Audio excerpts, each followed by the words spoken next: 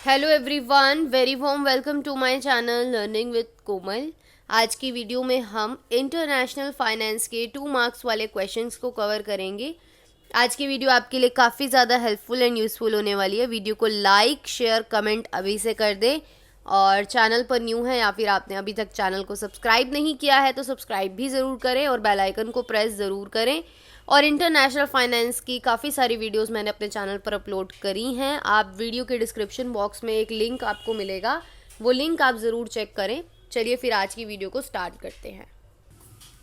तो सबसे पहले हमें क्वेश्चन गिवन है, इंटरनेशनल फाइनेंस से आप क्या समझते हैं। तो इंटरनेशनल फाइनेंस क्या है? फाइनेंशियल इकोनॉमिक्स का वो सेक्शन है जो मैक्रो इकोनॉमिक रिलेशन के साथ डील करता है कि हाँ भाई, जब दो कंट्रीज़ एक साथ मॉनिटरी ट्रांजैक्शन करती हैं, ट्रेड करती हैं, तो उस चीज़ की स्टडी करता है इंटरनेशनल फाइनेंस। तो अब यहाँ पे जो कॉन्सेप्ट्स आते हैं वो आते हैं इंटरेस्ट रेट के, कि भाई क्या इंटरेस्ट रेट्स रहेंगे, क्या एक्सचेंज रेट रहेगा, फॉरेन डायरेक्ट इन्वेस्टमेंट, एफपीआई, और जो भी करेंसी प्रिवेल करती है इन ट्रेड। तो इस टाइप के जो है फाइनेंस में हमारे जो है इंक्लूड होंगे कॉन्सेप्ट्स। तो यही हमारा इंटरनेशनल फाइनेंस होता है। तो इंटरनेशनल फाइनेंस क्या है? एक तरीके से मॉनिटरी ट्रांजैक्शंस जो दो या दो से अधिक कंट्रीज़ के बीच में होते हैं, ट्रेड के थ्रू, इन्वेस्टमेंट के थ्रू, उसी को हम क्या कहते हैं? इंटरनेशनल फाइनेंस कहते हैं। और नेक्स्ट हमारा जो क्वेश्चन आता है वो आता है कि जब बैलेंस ऑफ पेमेंट में डिसइक्विलिब्रियम आ जाता है, यानी कि वो डेफिशिएट जिसे हम बोल सकते हैं, जब प्रॉब्लम आ जाती है, तो उसको हमें करेक्ट करने के लिए क्या क्या जो है मेजर्स या फिर स्टेप्स लेने पड़ते हैं वो हम बताएंगे इसमें। कि अगर आपको बैलेंस ऑफ पेमेंट में जो डिसइक्विलिब्रियम आया है उसको अगर आपने करेक्ट करना है तो आप क्या करोगे। तो पहला तो है डिफ्लेशन। डिफ्लेशन का मतलब क्या होता है? प्राइजेस में फॉल कर देना। तो बेसिकली ना, बैलेंस ऑफ पेमेंट का क्या मतलब होता है, सबसे पहले तो आपको ये पता होना चाहिए। तो बैलेंस ऑफ पेमेंट का मतलब होता है कि जो भी इंटरनेशनली ट्रांजैक्शंस हो रहे हैं, इंटरनेशनली मॉनेटरी ट्रांजैक्शन हो रहे हैं, रिसिप्ट, पेमेंट, तो जब हमारे एक्सपोर्ट कम होते हैं और इंपोर्ट ज़्यादा होता है, यानी कि हम बाहर से गुड्स एंड सर्विसेज ज़्यादा अपने देश में मंगा रहे हैं और यहाँ से हम गुड्स एंड सर्विसेज कम जो है जा रही है, तो बेसिकली जब ऐसी कंडीशन होती है तभी बीओपी जो है डेफिशिएट होता है। यानी कि हम एक्सपोर्ट कम कर रहे हैं लेकिन इंपोर्ट ज़्यादा कर रहे हैं, मतलब बाहर से हम ज़्यादा गुड्स एंड सर्विसेज का यूज़ कर रहे हैं और मंगा रहे हैं अपने देश में। तो इससे क्या होगा? हमारा जो है डेफिशिएट हमें फेस करना पड़ेगा। तो अब इस सिचुएशन में हमें क्या करना होगा? बेसिकली इंपोर्ट को कम करना पड़ेगा और एक्सपोर्ट को किसी भी तरीके से बढ़ाना पड़ेगा। तो अब 2 स्टेप्स बताने कि आप कैसे एक्सपोर्ट को बढ़ाओगे। पहला तो आप डिफ्लेशन कर दो। डिफ्लेशन का मतलब है अपने कमोडिटीज़, अपनी सर्विसेज के प्राइस कम कर दो। जब आप ऐसा करोगे तो क्या होगा? आपका एक्सपोर्ट बढ़ जाएगा। ऐसा क्यों होगा? क्योंकि देखिए, सबसे पहले यहाँ पे लिखा है कि deflation would make our items cheaper in foreign market. Foreign market में हमारे आइटम्स चीपर हो जाएंगे, सस्ते हो जाएंगे, जिस वजह से एक्सपोर्ट जो है वो बढ़ जाएगा। मतलब लोग ज़्यादा हमसे मंगाने लगेंगे ना, क्योंकि हमारे आइटम सस्ते चल रहे हैं। कहते हैं जब प्राइसेस कम होते हैं तो डिमांड क्या होती है? बढ़ती है। तो फॉरेन मार्केट्स में हमारे प्रोडक्ट्स एंड सर्विसेज की डिमांड बढ़ जाएगी due to cheaper prices, right. तो डिफ्लेशन के ज़रिए भी हम एक्सपोर्ट को बढ़ा सकते हैं और अपने बीओपी को करेक्ट कर सकते हैं। दूसरा स्टेप हम ले सकते हैं एक्सचेंज डेप्रीसिएशन का। तो एक्सचेंज डेप्रीसिएशन का मतलब होता है decline in the rate of exchange of domestic currency. मतलब कि हम अपनी डोमेस्टिक करेंसी जो है, जो भी एक्सचेंज रेट है उसको कम कर रहे हैं। जैसे कि यहाँ पे एग्जाम्पल के थ्रू भी समझाया हुआ है कि पहले आपका $1 का प्राइस 40 का होता था, लेकिन अब $1 का प्राइस कितना हो गया? 50 का हो गया। तो इससे क्या होगा? इससे ये होगा कि एक्सचेंज रेट जो है हमारी डोमेस्टिक करेंसी का कम हो गया ना, मतलब लोग ज़्यादा हमसे मंगाएंगे। क्यों? क्योंकि उनका $1 पहले तो हमारे 40 रुपए के बराबर था, लेकिन अब 50 रुपए के बराबर है, तो वो जो है ज़्यादा एक्सपोर्ट करेंगे। ठीक है, मतलब ज़्यादा से ज़्यादा हमारे मार्केट से जो है सामान मंगाएंगे, जिससे हमारा एक्सपोर्ट बढ़ जाएगा।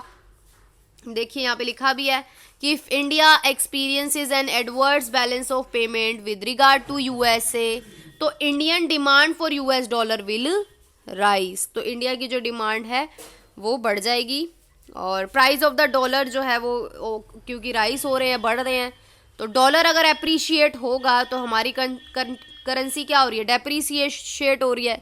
तो इससे क्या होगा कि जो यूएस डॉलर जो है एक्सपोर्ट जो है बढ़ जाएगा। तो एक्सपोर्ट बढ़ जाएगा तो हमारा बीओपी भी क्या हो जाएगा?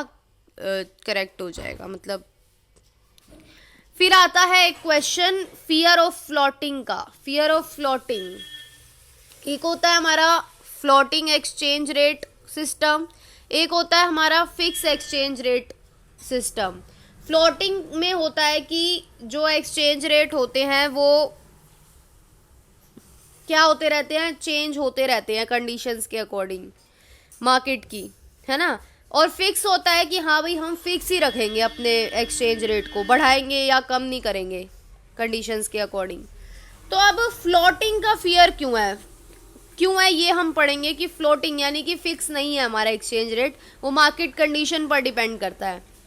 तो फियर ऑफ फ्लोटिंग का मतलब है एक ऐसी situation where a country prefer a fix exchange rate to a floating exchange rate regime. मतलब कंट्री को डर है फ्लोटिंग सिस्टम से, वो ये चाहती है कि मेरा जो एक्सचेंज रेट सिस्टम हो वो फिक्स हो।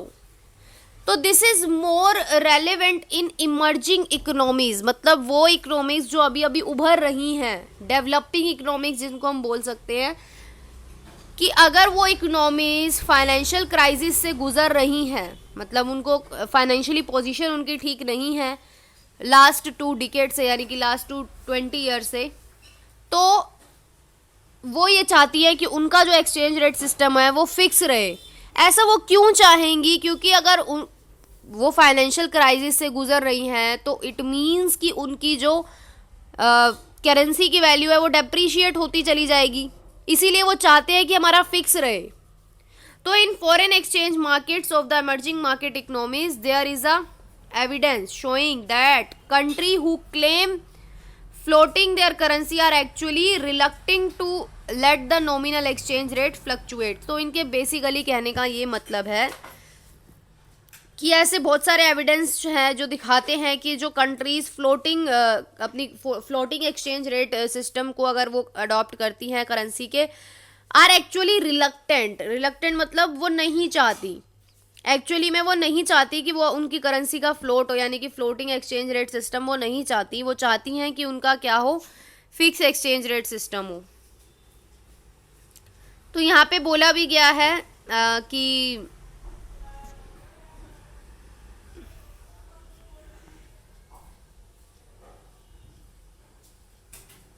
most of the study on fear of floating are closely related to literature on cost and benefits of the different exchange rate regime। तो बस बेसिकली यही था fear of floating।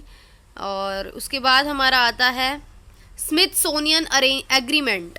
Smithsonian agreement क्या था? देखिए, स्मिथसोनियन एग्रीमेंट एक temporary agreement था। जब हमारी एक सिचुएशन चल रही थी, ब्रिटेन वुड्स जो है उस सिस्टम में जो काफ़ी कमियां हो रही थी, यूएस के जो ट्रेड डेफिशिएट आ रहा था काफ़ी ज़्यादा, तो अब ये प्रॉब्लम्स आ रही थी, तो कुछ स्टेप्स लिए जा रहे थे।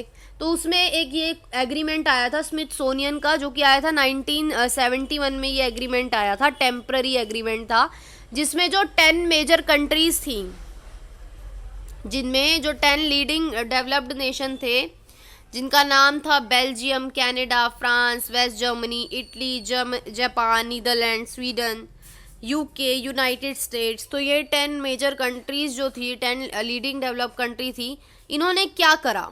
इन्होंने एक डील करी, इन्होंने क्या करा था कि deal made adjustment to the system of fix exchange rate establish under the Bretton Woods and effectively created a new standard. इन्होंने ना डॉलर का एक न्यू स्टैंडर्ड क्रिएट किया था। जब हमने ब्रिटेन वुड्स पढ़ा था तो ब्रिटेन वुड्स में $1 US डॉलर की कीमत एक 35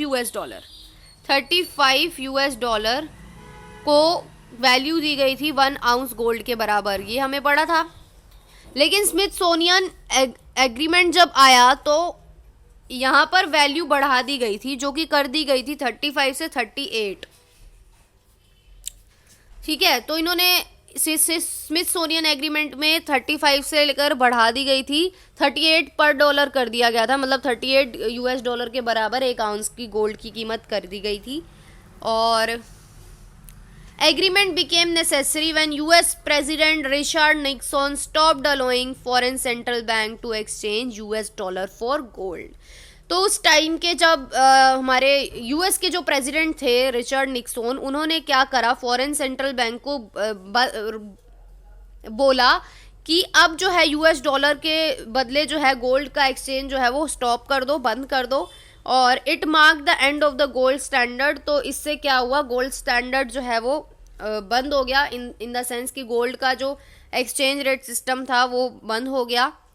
और स्मिथसोनियन एग्रीमेंट जो है वो सिर्फ 15 महीनों तक चला और speculator drop the dollar lower. जो भी स्पेक्यूलेटर्स थे उस टाइम के, उन्होंने डॉलर को और ज़्यादा नीचे उसकी वैल्यू पहुंचा दी। और कंट्रीज जो है वो उन्होंने ये जो है अबैंडन कर दिया ये वाला, और वो जो है फ्लोटिंग एक्सचेंज रेट सिस्टम के फेवर में आ गई। कहने का मतलब है ये ब्रिटेन वुड्स सिस्टम क्या था, फिक्स एक्सचेंज रेट रिजाइम था ना, कि इसमें हम फिक्स तो कर देते थे कि गोल्ड भाई इतने डॉलर के बराबर जो है इतना गोल्ड होगा, पहले फिक्स था। लेकिन अब क्योंकि इस एग्रीमेंट से US डॉलर में काफ़ी ज़्यादा जो है डेप्रिसिएशन आ रहा था, क्योंकि यूरो मार्केट्स का डेवलपमेंट हो रहा था। जब यूरो मार्केट्स का डेवलपमेंट हो रहा था तो बहुत ज़्यादा आउटफ्लो हो रहा था US डॉलर का, तो काफ़ी प्रॉब्लम्स फेस करनी पड़ रही थी USA को।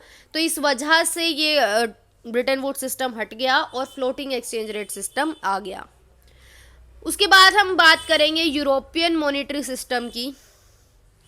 तो यूरोपियन मॉनेटरी सिस्टम क्या था, एडजस्टेबल एक्सचेंज रेट अरेंजमेंट ही था, जो कि 1979 में बना, जिसमें इन्होंने क्या करा, cooperation between member of European community. तो यूरोपियन जो भी कम्युनिटी थी उनकी मेंबर्स थी इस यूरोपियन मॉनेटरी सिस्टम की। और European monetary system was later succeeded by European Economic and Monetary union. मतलब ये EMS जो है वो EMU में बन गया, यानी कि European Economic and Monetary Union भी बन गया उसके बाद। तो which establish a common currency the euro. इन्होंने क्या करा, एक कॉमन करेंसी इस्टेब्लिश करी जिसको हम बोलते हैं यूरो। तो European monetary system was an adjustable exchange rate, इसको सिस्टम बनाया गया 1979 में, ताकि मॉनेटरी पॉलिसी जो है वो फोस्टर हो। और European monetary system was established to stabilise the inflation. कहने का मतलब है ये क्यों इस्टेब्लिश किया गया था EMS, ताकि इन्फ्लेशन को स्टेबलाइज किया जा सके, इन्फ्लेशन में स्टेबिलिटी लाई जा सके, और जो भी लार्ज एक्सचेंज रेट है उसको में जो फ्लक्चुएशंस आ रही हैं उसको रोका जा सके। नेबरिंग नेशंस में, जो भी यूरोपियन के जो नेबर कंट्रीज थी उनमें, ताकि जो है ट्रेड में जो है इजी आ सके, गुड्स का जो ट्रेड है उसमें आसानी हो। ये इनका गोल था बेसिकली। यूरोपियन मॉनेटरी सिस्टम जो है वो ये तो हमने पढ़ ही लिया, EMU ने सक्सीड किया, यानी कि अब ये EMU के नाम से है, यानी कि यूरोपियन एंड मॉनेटरी यूनियन के नाम से। Which establish a common currency the euro. इन्होंने क्या करा, यूरो को इस्टेब्लिश किया है, जो कि कॉमन करेंसी है अपनी नेबरिंग कंट्रीज के साथ। उसके बाद क्वेश्चन आता है ग्लोबल डिपॉजिटरी रिसिप्ट का, यानी कि GDR क्या होता है। तो GDR is a bank certificate जो इशू किया जाता है मोर देन वन कंट्री में शेयर्स के लिए इन अ फॉरेन कंपनी। और GDR जो है लिस्ट शेयर इन 2 और मोर मार्केट्स, यानी कि 2 या 2 से अधिक मार्केट्स में ये लिस्टेड होता है।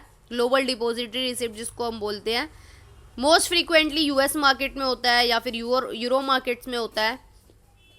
और most commonly used when the issuer is raising capital in the local market as well as in the international and US market. तो GDR जो है उन लोगों के द्वारा यूज़ किया जाता है जो कैपिटल रेज करना चाहते हैं लोकल मार्केट में भी और इंटरनेशनल मार्केट में भी। तो GDR is a very similar to ADR except an ADR only list share of a foreign country in the US market.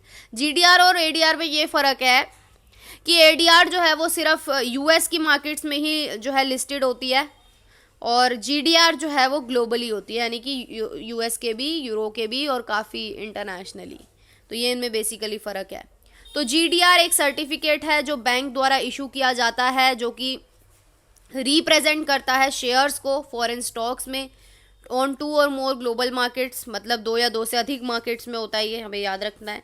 GDR typically trade on American, वैसे तो ये अमेरिकन स्टॉक एक्सचेंज में ही typically traded होता है, और लेकिन ये euro और एशियन एक्सचेंजेस में भी होता है, यानी कि यूरो मार्केट्स में भी और एशियन स्टॉक एक्सचेंज में भी होता है ये।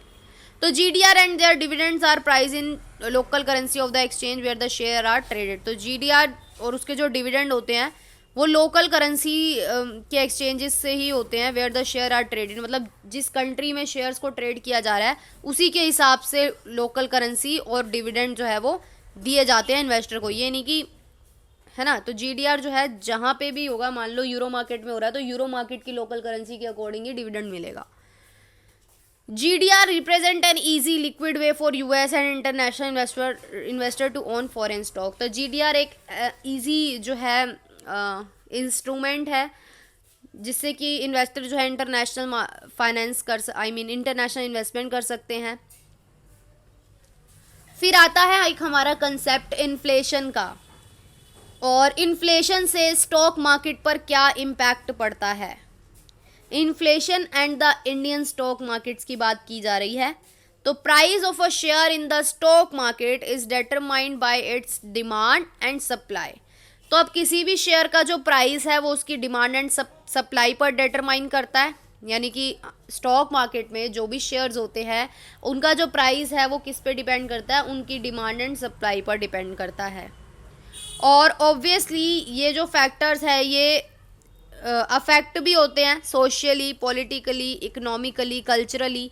तो ये सारे फैक्टर्स भी शेयर किसी भी शेयर के प्राइस को अफेक्ट जरूर करते हैं। तो anything that affect the investor can have an impact on the demand and supply of stock and inflation is no different. तो बेसिकली बोल रहे हैं कि कोई भी चीज़ जो अफेक्ट करती है एक इन्वेस्टर को, तो उसका सीधा सीधा इम्पैक्ट जो है वो स्टॉक्स की डिमांड एंड सप्लाई पर भी पड़ता है। तो here is a quick look at the impact of inflation. तो अब इन्फ्लेशन का क्या इम्पैक्ट पड़ता है स्टॉक मार्केट्स पे वो हम पढ़ेंगे। सबसे पहले परचेजिंग पावर ऑफ इन्वेस्टर्स।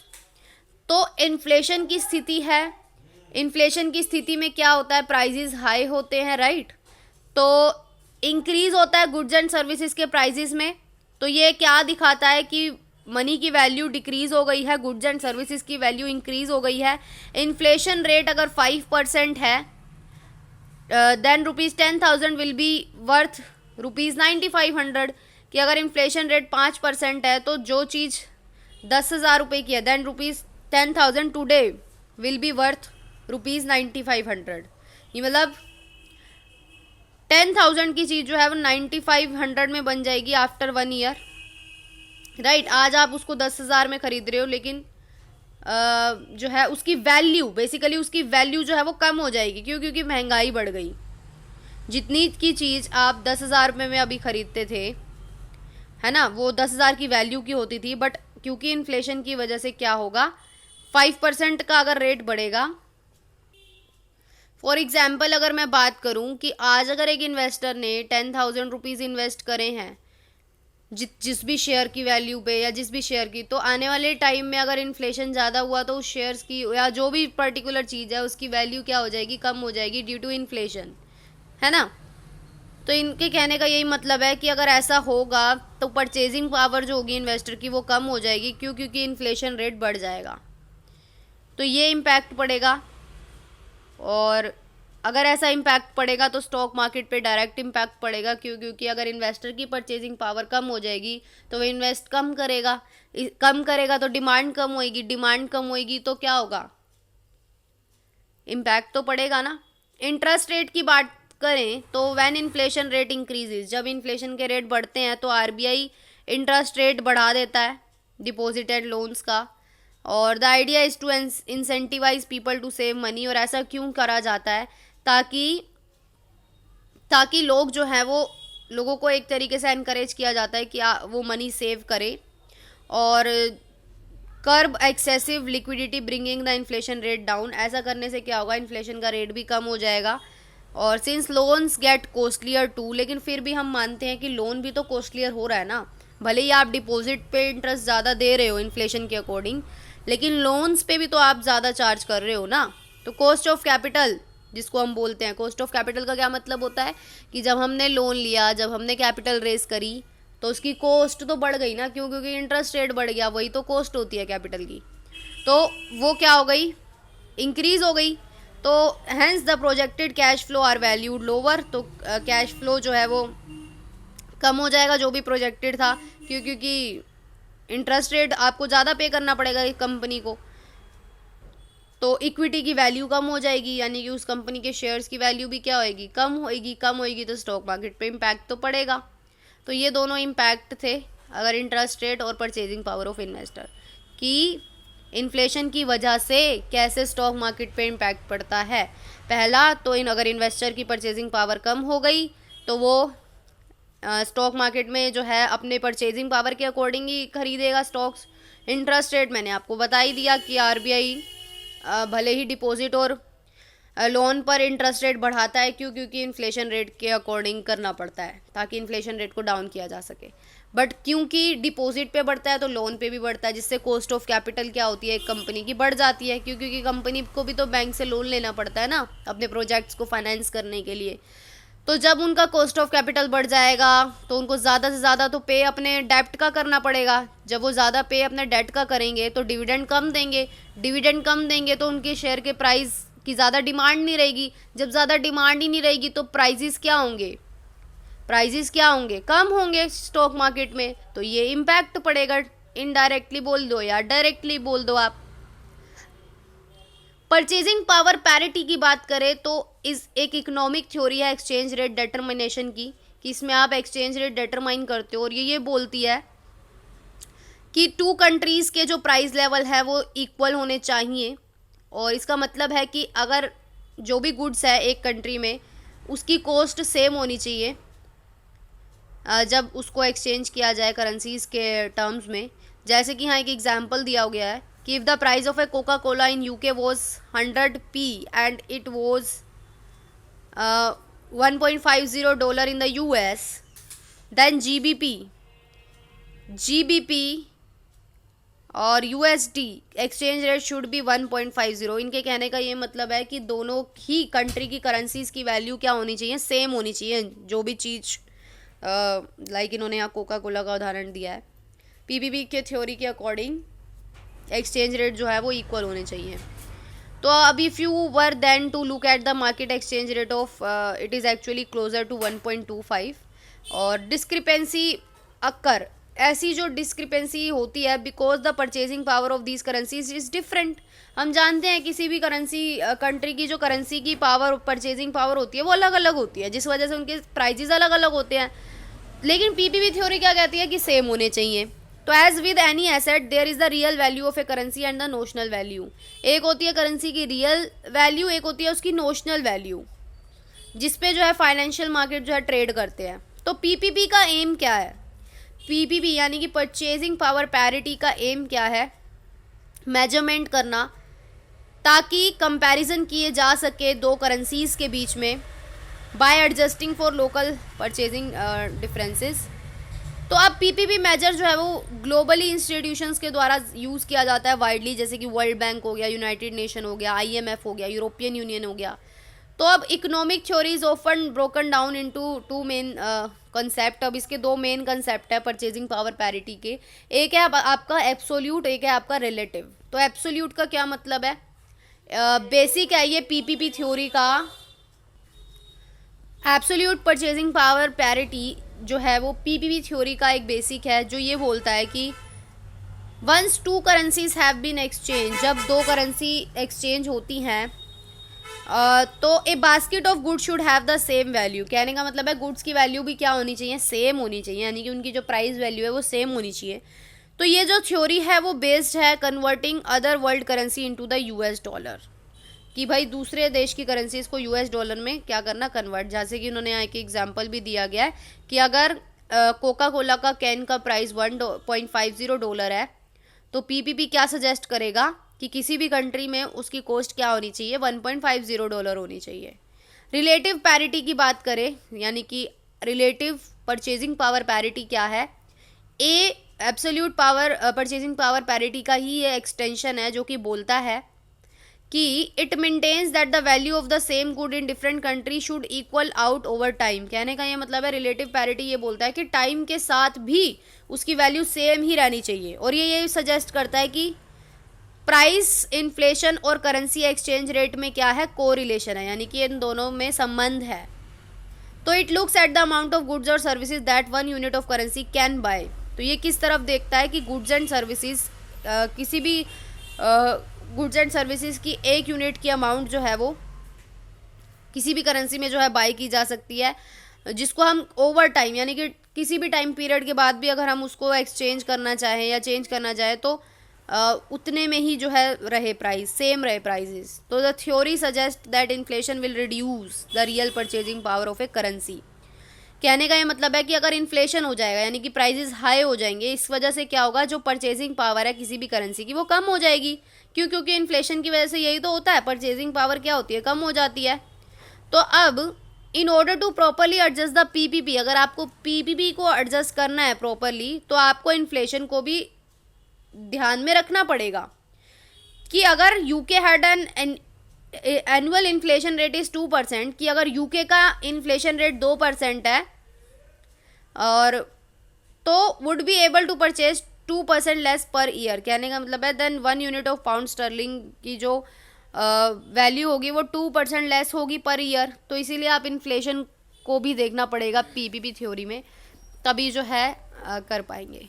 उसके बाद क्वेश्चन आता है आर्बिट्रेज का। आर्बिट्रेज क्या होता है कि एक मार्केट में किसी भी शेयर की वैल्यू, देखिए जब मान लो सेम ही कंपनी जो है वो लोकल डोमेस्टिक कंट्री में भी लिस्टेड है, डोमेस्टिक करेंसी के स्टॉक एक्सचेंज में भी लिस्टेड है, और इंटरनेशनली यानी कि किसी दूसरी कंट्री के स्टॉक एक्सचेंज में भी लिस्टेड है वो कंपनी, तो इसमें इन्वेस्टर जो है वो फ़ायदा उठाते हैं, जिसको हम बोलते हैं आर्बिट्रेज। वो फ़ायदा क्या होता है कि डोमेस्टिक करेंसी या फिर किसी एक मार्केट से आपने वो शेयर प्राइस खरीदा, मतलब शेयर खरीदा इतने प्राइस में, और दूसरे शेयर मार्केट में उसको बेच दिया, दूसरे स्टॉक एक्सचेंज में बेच दिया हाई प्राइस में। तो इससे क्या हो गया, उसको प्रॉफिट हो गया। क्योंकि क्या हुआ कि वो सेम ही कंपनी दोनों ही स्टॉक एक्सचेंज में लिस्टेड है। जैसे यहाँ पे एग्जांपल दिया गया है कि आर्बिट्रेज क्या होता है, बाइंग ऑफ ए सिक्योरिटी, एक मार्केट में खरीदी आपने और दूसरे मार्केट में उसको हायर प्राइस में बेच दिया, तो यही आपका जो प्रॉफिट होता है वो होता है आर्बिट्रेज। ठीक है, यहाँ पे एक एग्जाम्पल दिया हुआ है, नहीं दिया हुआ क्या, तो मैं आपको एक एग्जांपल दे देती हूँ यहाँ पे कि मान लो कि एक ही कंपनी जो लंदन के स्टॉक एक्सचेंज में भी लिस्टेड है और वो न्यूयॉर्क के स्टॉक एक्सचेंज में भी लिस्टेड है। तो मान लो उसने लंदन के स्टॉक एक्सचेंज में वही शेयर खरीदा और न्यूयॉर्क के स्टॉक एक्सचेंज में उसको बेच दिया हायर प्राइस में, तो वही आर्बिट्रेज होता है।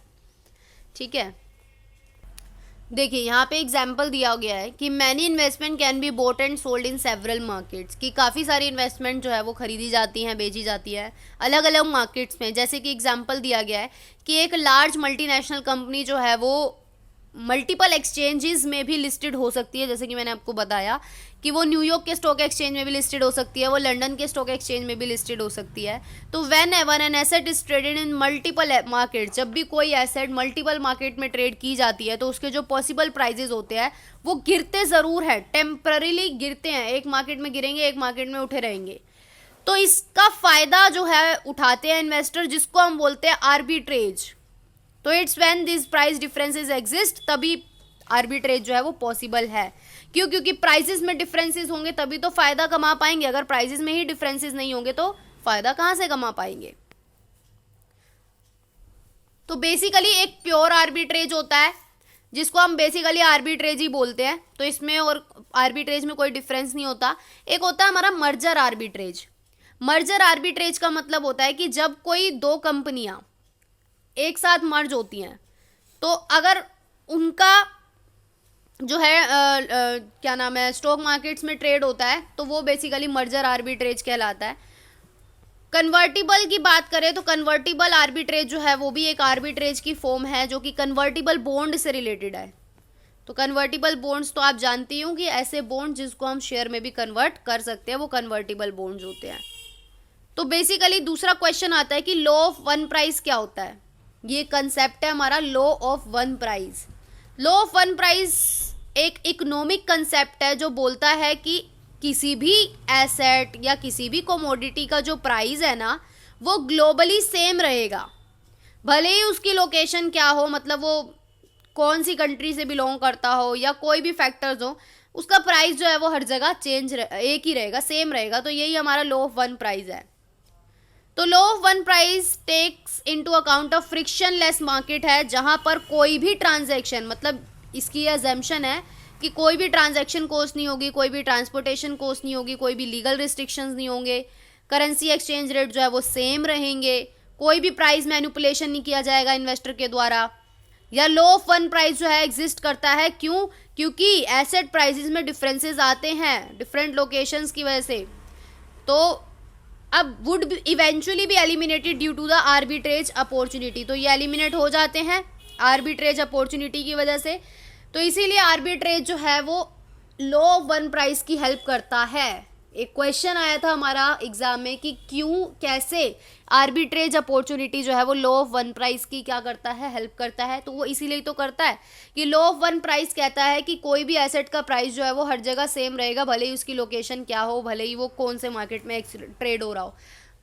तो आर्बिट्रेज की वजह से क्या होता है, जब इन्वेस्टर्स क्या करते हैं, डिफरेंसेस ऑब्वियसली पाए जाते ही हैं, हम मानते हैं एसेट्स में, प्राइजेस में, जगह जगह, बट क्योंकि आर्बिट्रेज का जब लोग फ़ायदा उठा लेते हैं, इन्वेस्टर्स जो है आर्बिट्रेज अपॉर्चुनिटी का फ़ायदा उठाते हैं, तो इससे क्या होता है कि जो ये डिफरेंसेस होते हैं ये एलिमिनेट हो जाते हैं, ठीक है। जिस वजह से आर्बिट्रेज अपॉर्चुनिटी जो है वो अचीव अगर कर लेते हैं ट्रेडर कि हाँ भाई उन्होंने एक मार्केट में वो एसेट परचेज कर ली जो कि लोअर प्राइस में था, उसको फिर ऐसी मार्केट में बेच दिया जहाँ पे उसका प्राइस क्या था, हायर था। तो यहाँ पे बेसिकली डिफरेंसेस को क्या कर दिया गया, एलिमिनेट कर दिया गया। तो इससे क्या हो गया, मार्केट इक्विलिब्रियम फोर्स जो है वो आ गई। कहने का मतलब है मार्केट तो इक्वल ही रहा ना, क्योंकि वो जो डिफरेंसेस का फायदा था वो तो ट्रेडर्स ने उठा लिया आर्बिट्रेज अपॉर्चुनिटी के थ्रू, तो आपका मार्केट की जो इक्विलिब्रियम है वो तो बना ही रहा, यानी कि लॉ ऑफ वन प्राइस तो बना ही रहा। तो इसीलिए आर्बिट्रेज जो है इनकी हेल्प करता है। उसके बाद क्वेश्चन आता है what is the Fisher effect. Fisher effect का क्या मतलब है? Fisher effect refers to the relationship between nominal interest rate और रियल इंटरेस्ट रेट और इन्फ्लेशन एक्सपेक्टेशंस। तो बेसिकली तीन वर्ड आपको याद रखने हैं। एक आपको याद रखना है नॉमिनल इंटरेस्ट रेट, एक आपको याद रखना है रियल इंटरेस्ट रेट, एक आपको याद रखना है इन्फ्लेशन एक्सपेक्टेशन। तो इन तीनों का संबंध बताता है फिशर इफेक्ट। तो अब ये जो फिशर इफेक्ट था वो किसने डिस्क्राइब किया था? अमेरिकन इकोनॉमिस्ट इरविंग फिशर ने, और ये 1930 में ये इफेक्ट आया था। तो अब ये इक्वेशन यहाँ पे बताई गई है कि आप किस तरीके से फिशर इफेक्ट जो है वो रिलेशनशिप डिस्क्राइब करता है। तो यहाँ पे सबसे पहले लिखा है 1+i, जिसका मतलब है आई को हम बोलते हैं नॉमिनल इंटरेस्ट रेट, यानी कि सिंपल इंटरेस्ट रेट। जैसे कि मान लो आपने बैंक में पैसे जमा कराए और बैंक आपको कह रहा है कि मैं आपको इतने इंटरेस्ट रेट दूंगा पर ईयर, फॉर एग्जाम्पल आप मान लो 7%, तो 7% आपका क्या है, नॉमिनल इंटरेस्ट रेट है। रियल इंटरेस्ट उसके बाद 1+r है जिसको हम बोलते हैं रियल, और फिर मल्टीप्लाई करना है ये 1 प्लस जो ये साइन बना हुआ है, ये साइन डिनोट करता है इन्फ्लेशन रेट को। तो ये हमारी फिशर इक्वेशन है। तो अब आपको सबसे पहले ये पता होना चाहिए नॉमिनल इंटरेस्ट रेट क्या होता है और रियल इंटरेस्ट रेट क्या होता है। विद एग्जाम्पल मैं आपको समझाऊंगी। नॉमिनल इंटरेस्ट रेट का मतलब होता है interest rate before taking inflation into account. मतलब आपने इन्फ्लेशन तो देखी ही नहीं ना। कहने का ये मतलब है कि मान लो आप गए बैंक के पास, आपने कुछ अमाउंट दी बैंक को, फॉर एग्जाम्पल लेट से 10,000 आपने बैंक को दिए, ठीक है, बैंक को आपने 10,000 डिपॉजिट कराया और बैंक आपको कह रहा है कि मैं एंड ऑफ द ईयर आपको 7% का क्या दे दूंगा, इंटरेस्ट दे दूंगा। तो अब ये हमारा क्या हुआ, बेसिकली नॉमिनल। यहाँ पे इन्फ्लेशन की तो कोई बात ही नहीं हुई कि भाई इन्फ्लेशन भी तो होती है ना हर साल। फॉर एग्जाम्पल अगर इन्फ्लेशन रेट यहाँ पर बेसिकली होता 5% इन्फ्लेशन रेट है पर ईयर, तो यहाँ पर इन्वेस्टर को क्या फायदा हुआ, जो जिसने बैंक में पैसे जमा कराए उसको फायदा क्या हुआ, सिर्फ 2% का, है ना। तो ये बेसिकली 2% ही क्या होता है, हमारा रियल इंटरेस्ट होता है। अब देखिए सबसे पहले नॉमिनल इंटरेस्ट जो कि उन्होंने बोला बैंक वालों ने कि हम आपको 7% का दे देंगे, जिसमें इन्होंने इन्फ्लेशन को इंक्लूड ही नहीं किया। इन्होंने कहा इन्फ्लेशन कुछ नहीं है, हम आपको 7% दे देंगे। फिर मैं बात करूं अगर रियल इंटरेस्ट की, रियल इंटरेस्ट जो है वो इन्फ्लेशन को लेता है। रियल इंटरेस्ट आप कैसे निकालोगे कि फॉर एग्जाम्पल अगर आपको बैंक प्रोवाइड करा रहा है 7% और इन्फ्लेशन रेट है आपका 5% पर ईयर, तो आपका जो रियल इंटरेस्ट होगा वो 7 - 5 होगा, यानी कि आपका रियल इंटरेस्ट कितना होगा, 2% का आपका रियल इंटरेस्ट होगा। क्यों, क्योंकि इन्फ्लेशन भी तो बढ़ा ना। तो रियल इंटरेस्ट जो है वो इन्फ्लेशन को जरूर कंसीडर करता है, लेकिन जो नॉमिनल इंटरेस्ट रेट है वो इन्फ्लेशन को कंसीडर नहीं करता। तो यही हमारा क्या है, फिशर इफेक्ट है। देखिए अब यहाँ पे एग्जाम्पल भी दिया हुआ है कि investor were able to lock in 5% interest rate for the coming year, लेकिन इन्फ्लेशन जो है वो 2% होगी। तो यहाँ पर रियल इंटरेस्ट कितना बनेगा, 3% बनेगा। क्यों, क्योंकि 5% इंटरेस्ट उसको मिलेगा, लेकिन 2% का इन्फ्लेशन भी तो हुआ ना। तो बेसिकली इन्वेस्टर को क्या बचा, 3% बचा, तो वही उसका क्या है, रियल इंटरेस्ट है। तो ये कंसेप्ट है रियल और नॉमिनल इंटरेस्ट रेट का, और यही हमारा फिशर इफेक्ट बताता है। फिशर इफेक्ट की बेसिकली यहाँ पे मैं आपको बता दूं, ये इक्वेशन है फिशर इफेक्ट की जो हमें दी गई है, एक सेकेंड, ये वाली, कि रियल इंटरेस्ट अगर आपको निकालना है तो आप कैसे निकालोगे, नॉमिनल में से एक्सपेक्टेड इन्फ्लेशन रेट को माइनस कर दोगे। फॉर एग्जांपल जैसे कि मैंने आपको बताया ना, नॉमिनल अगर 7% है और आपका एक्सपेक्टेड इन्फ्लेशन रेट क्या है, 5%, तो आपका रियल इंटरेस्ट कितना बना, 2%, राइट। तो यही हमारा फिशर इफेक्ट है। वीडियो को लाइक शेयर कमेंट जरूर करें और क्लास ग्रुप में जरूर शेयर करें। Thank you so much.